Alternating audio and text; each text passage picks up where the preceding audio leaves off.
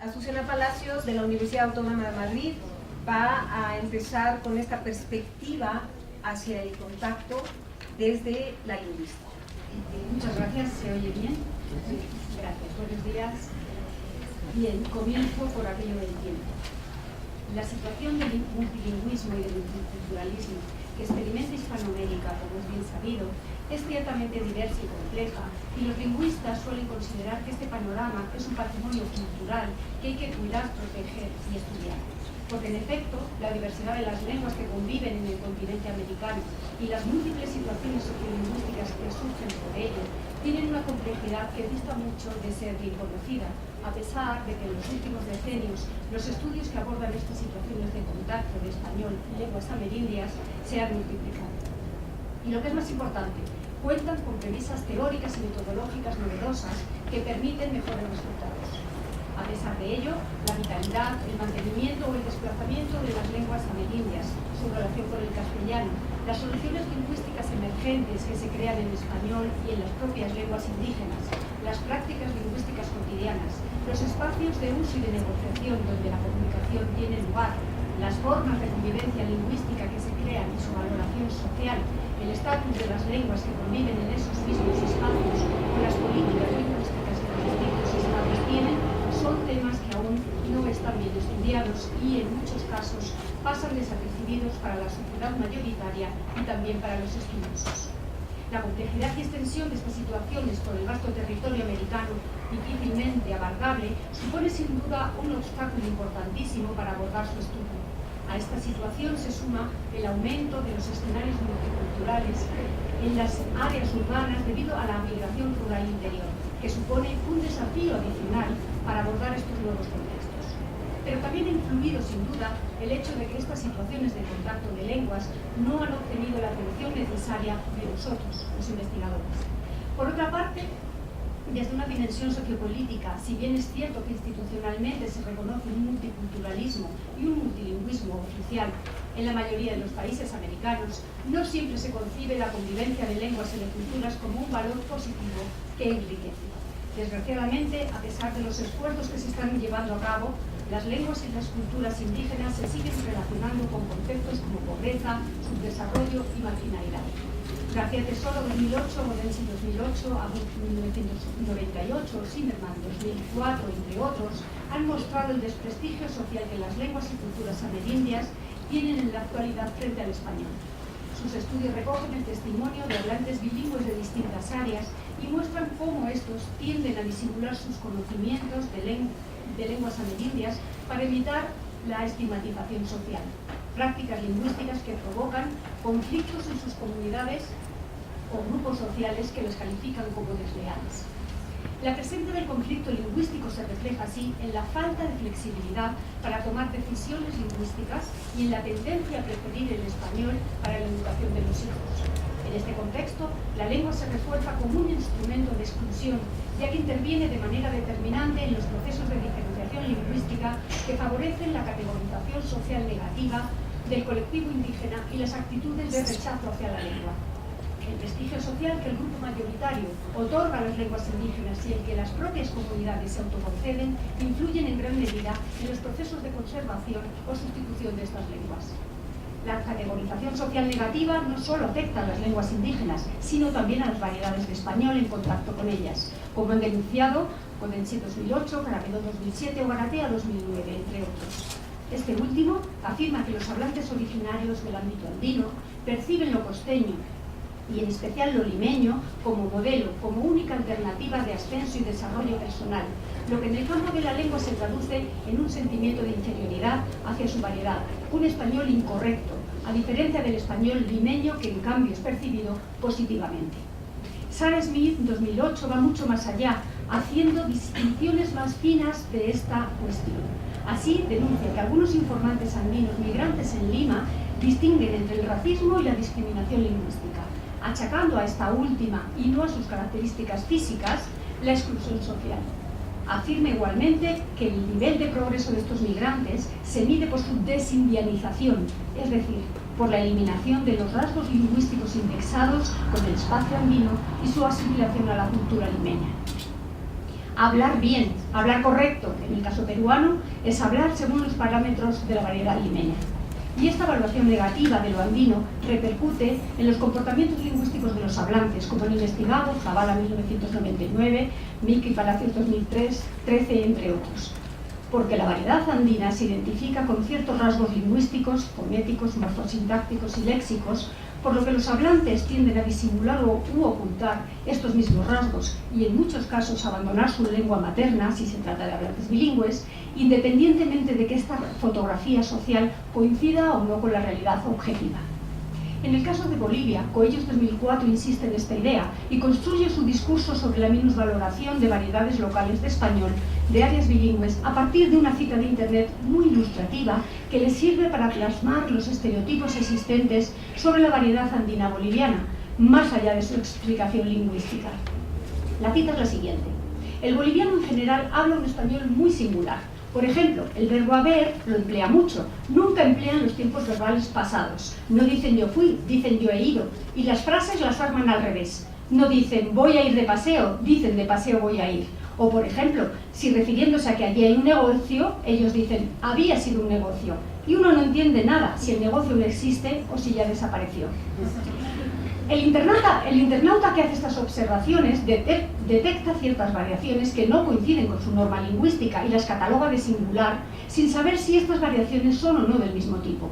Así, las relativas al orden de palabras que se aprecian en el ejemplo de paseo voy a ir, o el valor mirativo y o evidencial que puede tener la forma verbal de pluscuamperfecto había sido un negocio, producidas como consecuencia del contacto lingüístico con el quechua o el aymara, se agrupan con la variación de los tiempos verbales de pasado simple y compuesto, fui y he ido, que nada tiene que ver con el contacto de lenguas y que obedecen al proceso de gramaticalización que los pretextos están desarrollando en las distintas variedades de español desde el latín.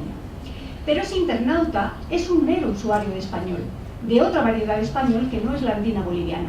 El problema surge cuando los lingüistas etiquetamos como errores lingüísticos, desvíos, vulgarismos o aberraciones las variaciones lingüísticas surgidas en estos espacios de contacto.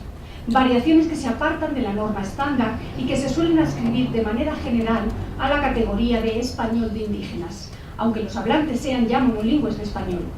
Estas etiquetas suponen la estigmatización, la minusvaloración social de este español por parte de la población mayoritaria, consideración que se extiende a las propias comunidades indígenas.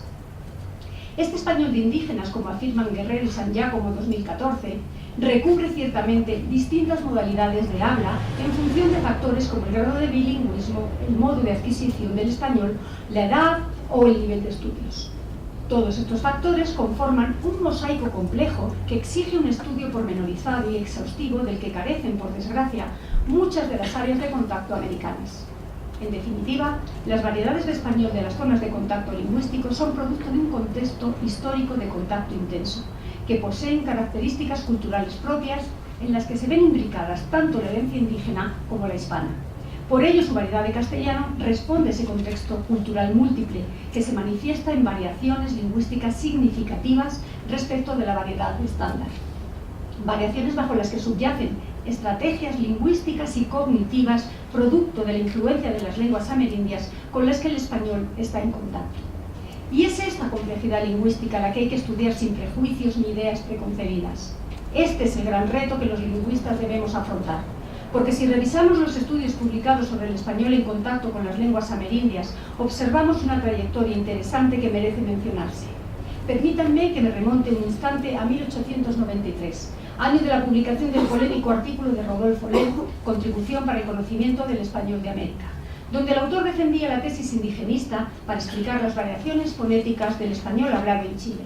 Tesis que se ha resumido en su famosa frase: el español vulgar de Chile es principalmente español con sonidos araucanos.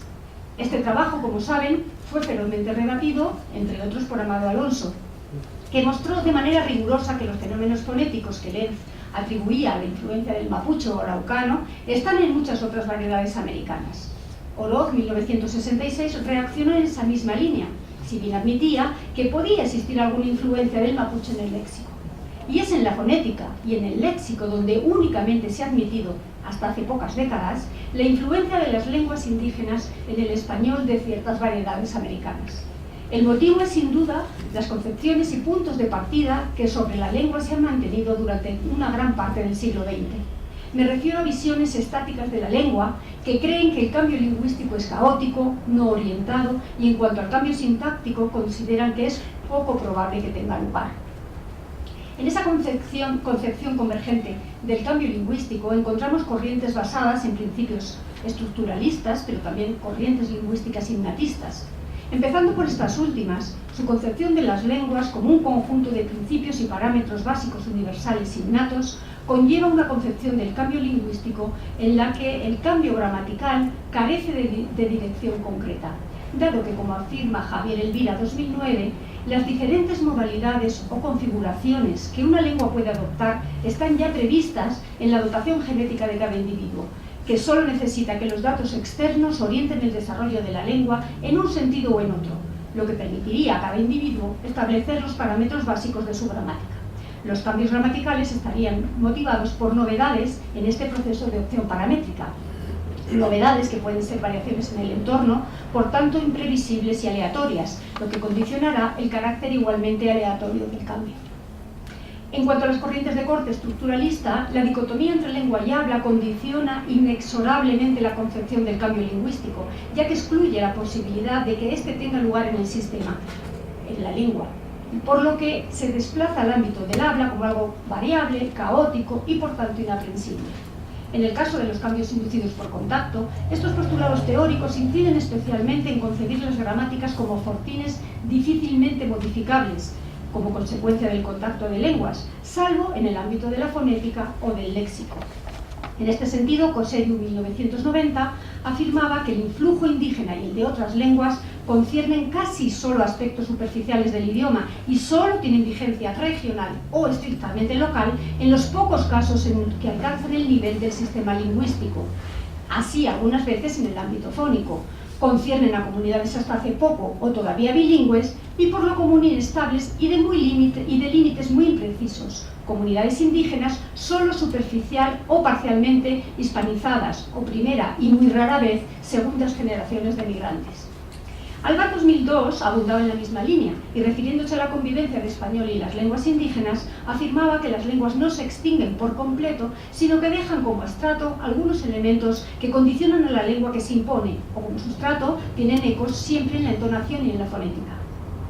Y cuando los datos empíricos tozudos insisten en otra dirección, los cambios inducidos por contacto se relegan como hechos marginales individuales que no afectan al núcleo de la lengua, esto es, a su gramática. Se habla así de errores, desvíos o divergencias normativas que normalmente se atribuyen a un aprendizaje deficiente de español, por lo que se pronostica que esta jerga o mezcolanza desaparecerá cuando los hablantes consigan aprender el español correctamente. Estas evaluaciones negativas de las variedades habladas por bilingües se han extendido también a variedades estables de español en áreas de contacto intenso, como la andina o la paraguaya, documentadas desde los siglos de oro. Pero más allá de las valoraciones hechas sobre variedades concretas de español, poco definidas por cierto, interesa destacar que los presupuestos teóricos que intentaban organizar el contacto de lenguas y sus consecuencias lingüísticas también aparecían sustentados por la cuestión de la norma lingüística. Así, el conocido concepto de interferencia lingüística de Weinreich, 1953, esencial en la historia de la lingüística del contacto, definía los fenómenos de interferencia como desvíos de la norma lingüística consecuencia del mismo. A partir de ahí, la interferencia ha funcionado en muchos estudios sobre contacto de lenguas como sinónimo de calco, préstamo, error, desvío o cambio lingüístico, sin entrar en demasiadas matizaciones. La connotación negativa del concepto originario y sobre todo su aplicación en otros estudios, donde interferencia llega a concebirse como una anomalía o una perturbación errónea del sistema lingüístico, impusieron la necesidad de nuevos conceptos para describir los fenómenos de contacto desde otra perspectiva. Surge así el concepto de transferencia, si bien su definición varía en función de distintos autores. Klein, 1967, sustituirá el término interferencia por el de transferencia para aludir a los fenómenos lingüísticos resultado del contacto, evitando la connotación negativa que tenía el primero. Juhas, 1970, reservará el concepto de interferencia para aludir al resultado erróneo del trasvase de material lingüístico de la lengua materna a la lengua segunda y el de transferencia para identificar el resultado conforme a la norma de ese trasvase. Esta distinción es similar a la que propone de Granda en 1996, quien utiliza el término transferencia como hiperónimo y reserva el de interferencia para aludir a los resultados no gramaticales del contacto, mientras que adapta el término convergencia para describir los gramaticales. Las situaciones de contacto ofrecían, sin embargo, resultados empíricos mucho más complejos y mostraban mayor diversidad de lo que estos estudios describían, por lo que se fueron creando marcos teóricos más adecuados a esa realidad compleja, formulándose metodologías más rigurosas para intentar explicaciones teóricas que permitieran dar cuenta de los fenómenos diversos que subyacían en las distintas situaciones de contacto. Fenómenos de préstamo léxico, pero también préstamo gramatical o incluso mezcla de códigos. Lo interesante de estos trabajos, entre los que destacan los de Thomason y Kaufman, 1988, Thomason 2001, estaba en que las propias situaciones de contacto y el tipo de hablantes implicados ocupaba la parte central de la investigación. Los trabajos de estos autores suponen un salto cualitativo en la superación de este panorama, al aunar el grado de bilingüismo de los hablantes y la dirección del trasvase de elementos lingüísticos de la lengua materna a la segunda o viceversa, estableciendo así gradaciones que relacionaban esencialmente el préstamo con el nivel léxico y la interferencia con el morfosintáctico. Las causas de estos cambios tenían que ver tanto con factores estructurales o internos como con factores externos o sociales. Lo novedoso de esta visión sobre el cambio lingüístico inducido por contacto radicaba en la importancia que otorgaban estos autores a los factores externos para explicar el cambio. Por otra parte, consideraban el cambio inducido por contacto como un caso más del cambio lingüístico, con la especificidad de que la lengua de contacto era responsable en última instancia del motor del cambio. A pesar de esto, el modelo arrastraba aún algunas de las restricciones lingüísticas vigentes en los estudios sobre contacto y que, según la tradición estructuralista, constreñían e incluso impedían el cambio inducido por contacto. Una de las restricciones más frecuentadas en las que se han fundamentado algunas de estas tipologías es que a mayor similitud tipológica de las lenguas, mayor influencia se produce. Aludían igualmente a que el cambio lingüístico inducido por contacto solo podía tener lugar si era compatible con los universales lingüísticos, esto es, que los marcadores universales orientaban la dirección del cambio, o que el trasvase de material gramatical estaba estrechamente relacionado con el grado de integración de los rasgos presentados en el sistema de la lengua. Como se ha mostrado en estudios posteriores, Babel y Zenda 2014, de Granda 2001, García Tesoro 2008, Abud 1998, Martínez 2006 o Palacios 2010, 13, 14, Palacios y Zenda 2014, entre otros. En situaciones de contacto lingüístico intenso, estas restricciones han sido ampliamente superadas. No obstante, Thomason 2001 matiza posteriormente esa rigidez, afirmando que estas restricciones lingüísticas no eran insalvables y que cualquier elemento de cualquier lengua puede ser incorporado siempre que existan las condiciones sociolingüísticas necesarias. Afirma así en este sentido, en 2014, la congruencia tipológica entonces es solo uno de los muchos factores que nos ayudan a avanzar hacia predicciones débiles de los resultados lingüísticos del contacto. Como otras predicciones sobre el cambio inducido por contacto, el factor lingüístico de congruencia tipológica puede ser superado, y a menudo lo es por factores sociales como la mezcla de lenguas deliberada de bilingües fluidos.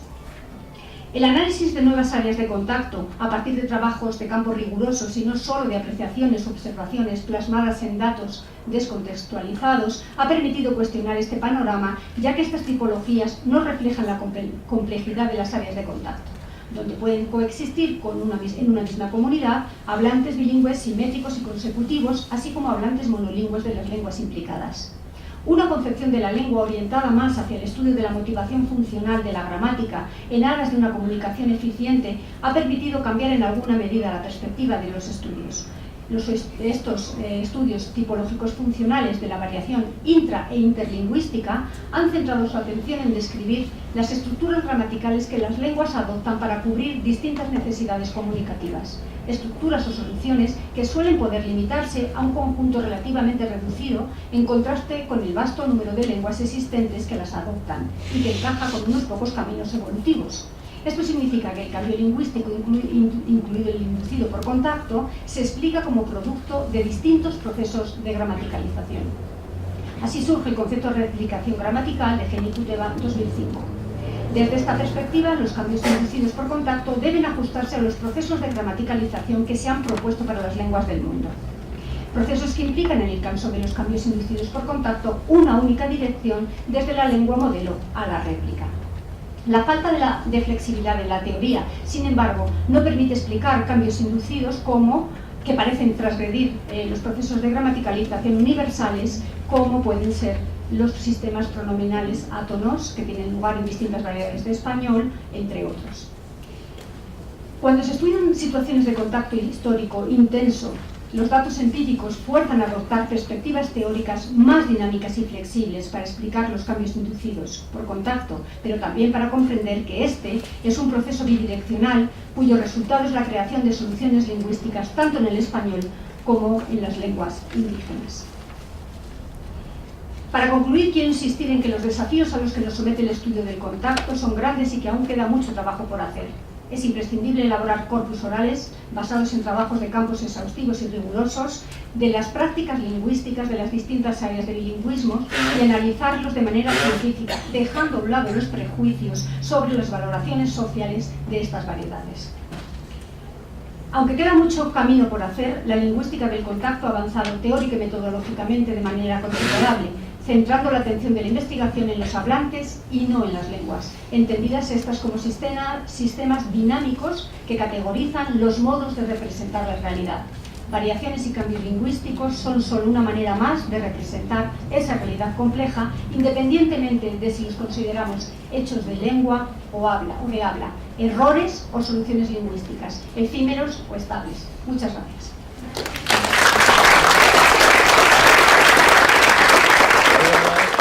¿Tienen ustedes preguntas sobre la ponencia de la doctora Palacios? Vamos a tener 5 minutos para preguntas antes de continuar con Susana Dávila. Cuando mencionabas antes que el modelo de principios y parámetros podía implicar que el cambio lingüístico por contacto era impredecible, como antes había explicado que precisamente el modelo de principios y parámetros limitaba las posibilidades que podía tener la lengua, ¿en qué sentido sería impredecible si ya está como restringido por el propio modelo hacia qué tipos de lenguas serían posibles y cuáles no dentro del cambio lingüístico? Y si podrías comentar un poco más sobre eso. Gracias.